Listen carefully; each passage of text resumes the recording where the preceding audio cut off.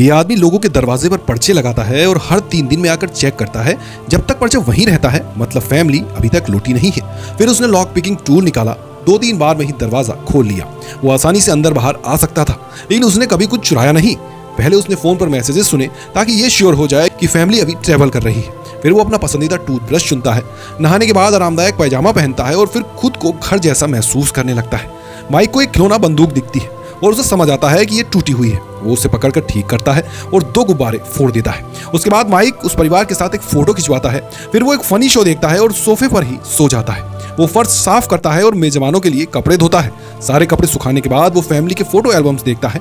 तभी नीचे से कोई आवाज आती है। मालिक जो ट्रिप पर गया था वापस आ गया था। माइक नहीं घबराता, वो उनके अंदर आने से पहले ही गायब हो गया क्योंकि उनकी ट्रिप अच्छी नहीं रही थी। वो घर आए थे और आपस में झगड़ रहे थे। लड़का कुछ गड़बड़ करने ही वाला था। उसे पता था कि बंदूक अब ठीक हो गई है। माइक एक हवेली में पहुंचा।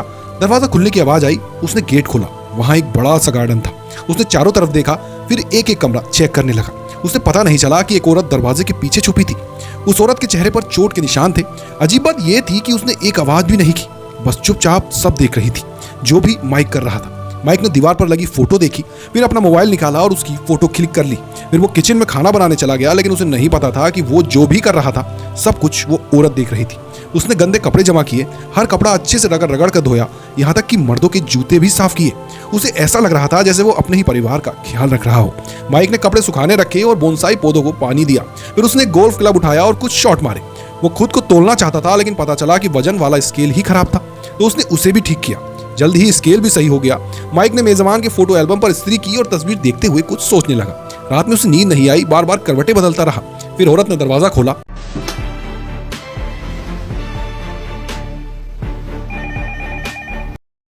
उसके चेहरे पर शांति थी, हल्की सी मुस्कान भी थी, जैसे माइक को देखा ही नहीं।